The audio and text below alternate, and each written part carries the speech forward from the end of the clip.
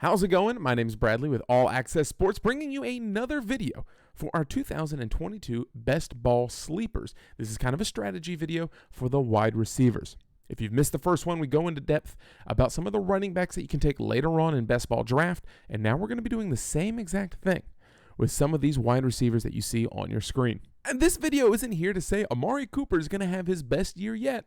Keenan Allen's going to have 100 more yards than he did last year. Book it, Dano. No. This video is to talk about those wide receivers that you can get in the last 3 or 4 rounds of Draftkings Best Ball Draft. And for those of you that are back and have been here before, you know our sleepers, studs, and stacks videos that we put out every single week of the NFL season is usually pretty spot on. So let's go crush some of these sleeper plays for the wide receiver position of the NFL season. Now, as I mentioned, we're going to be looking at some of the wide receivers that are probably slept on and forgotten.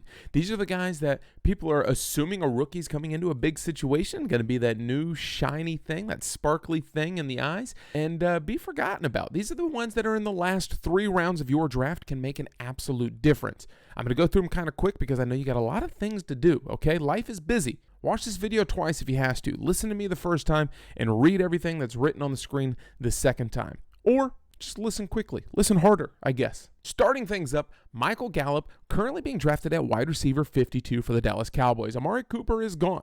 Dak Prescott is going to have to facilitate the ball somewhere. We know this offense likes to throw. Matter of fact, they threw the ball the 5th most times in 2021. What's not to love? Yes, he's coming off an ACL injury. I have confidence that he's healthy, and I'd rather take the risk on him than Darnell Mooney, Brandon Ayuk, Gabriel Davis, and Amon-Ra St. Brown. Again, Amon-Ra St. Brown, I do like, but to get TJ Hawkinson back healthy when he wasn't there the last few weeks of the year, as well as add a couple of wide receivers. Michael Gallup, stock rising. And if you're familiar with our sleeper studs and stacks videos, this guy is no surprise. Van Jefferson of the Los Angeles Rams, currently being drafted as wide receiver 53. Now, he is currently falling in the number 2 or 3 spot behind Cooper Kupp and Allen Robinson, but last year they did use a lot of wide receiver or 3 wide receiver spread sets. At the end of the year, over the last 8 to 10 weeks, the Rams are averaging about 41 pass attempts a game going into the playoffs as well. If you look at the season as a whole, they were close to 36 pass attempts a game. Now, if Odell Beckham decides to re-sign, then we got another problem on our hands, and you'll have to just do some more drafting anyway. He had 8 games last year with at least 6 targets, and he has a decent chance to have those big pop weeks when you're getting him in the last 3 or 4 rounds of your best ball draft. I absolutely love that. Can you imagine getting a guy that's still going to see 8 targets a game with your last pick in the draft? What's not to love about that? Now you might think to yourself, Bradley, you took 2 wide receivers. That's kind of the cheap way out. Yeah. But listen, there's a lot to unfold in this story, and we're not really sure where this team is going to be going at this point. Matter of fact, I'm willing to take them in back-to-back rounds if I could. Sammy Watkins and Christian Watson of the Green Bay Packers. One of these guys is going to emerge as the number 1 wide receiver. They're currently both being drafted behind Kendrick Bourne, Alec Pierce, Jalen Tolbert, Robbie Anderson, and more. Now, if you can confidently, without looking it up, confidently tell me who all 4 of those wide receivers play for and not miss, I don't know, I'll send you $1. Put it down in the comments below if you really think you could, because most people couldn't. Matt LaFleur and Aaron Rodgers have both said that Christian Watson and Sammy Watkins are going to play a big, pivotal role in the passing game. As of right now, Sammy Watkins and Christian Watson, in all the reports from NBC, ESPN, and Yahoo Sports, are leading the charge for that number 1 spot. Again, if you watched your sleeper studs and stacks last year, this is another guy that doesn't surprise us anymore. Tyler Boyd, currently going as wide receiver number 55 off the board, number 3 wide receiver in Cincinnati. I think Jamar Chase, people focus in on him a little bit more. That deep threat that he is going to leave a lot of room underneath for tight ends, Tyler Boyd, and T. Higgins if he's completely healthy once again. Being taken at the same time as Russell Gage, who's in Tampa Bay now, Treylon Burks, and Drake London. There's 2 more wide receivers we're going to put on the quiz. Put it in the comments below. Now, this one shouldn't be a surprise to anyone. It's Christian Kirk, currently being drafted as wide receiver 47. He's the clear number 1 wide receiver in that Jacksonville Jaguars offense, and they're going to be behind a lot throughout the season. This puts them in an obvious passing situation, which can only help his numbers, increase his targets, and hopefully get more yards, more touchdowns, and more looks from Trevor Lawrence. Some of his other counterparts are Zay Jones, who's been a failed project in, 3 different teams now. Laviska Shenault, there's rumors that they want to trade him because he just didn't do it for him last year. Plus, there's a couple of wide receivers that are now on new teams. Christian Kirk is their go-to guy, as well as a stable of backs that can catch the ball out of the backfield. I'm looking at you, ETN, and James Robinson.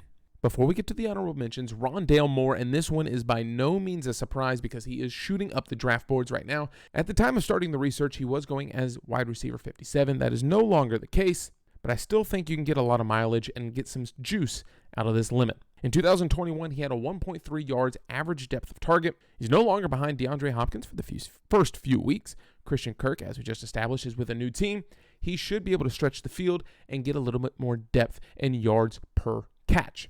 Marquise Brown, a.k.a. Hollywood, and Zach Ertz are going to be on the receiving end of most of Kyler Murray's throws. I don't think that's good enough to get it done. He's going to have to get someone else involved, and that's where Rondale Moore will come to play.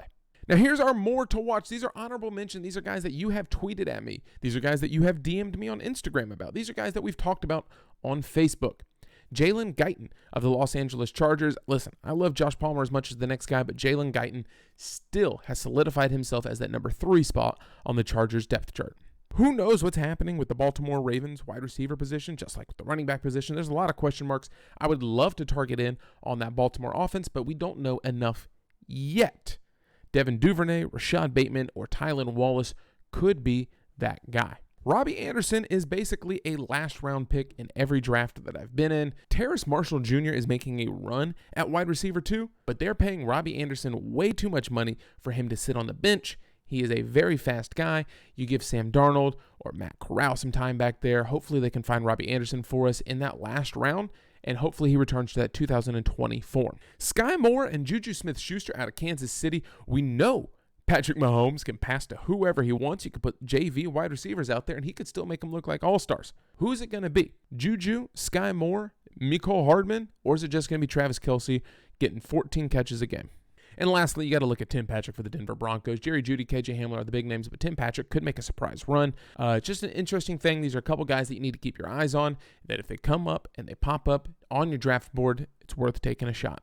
Now, if you made it this far into the video, I thoroughly thank you for your time. I appreciate it. Please give a thumbs up to the video if you enjoyed any minute of it. If you want to agree with me, please give that thumbs up. If you disagree with me, put it in the comments. I love to talk to you about it. I love talking sports. We do it all year round.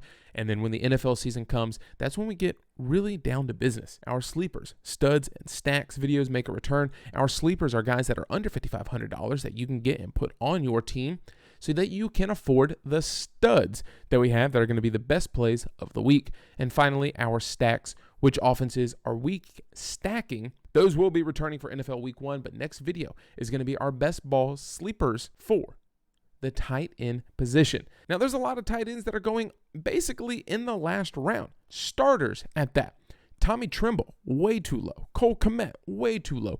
Austin Hooper on a new team who just lost their 2 best wide receivers, arguably best wide receivers. Worth taking a look. And then Mike Gesicki with a new coaching staff. Mike Gesicki, could we have a resurgence of him in Miami? Again, let me know what we missed. Let me know what you think. Let me know who the world is sleeping on from your team. Who's the wide receiver that we need to be picking, and we're just taking them far too late in best ball drafts? Hopefully when you draft your team, it's perfect, and it's okay if it's not, and I'm perfectly fine with that. Best of luck to you in the 2022 NFL season and best ball, and hopefully you return back to us so that we can take these week-by-week millionaire makers down.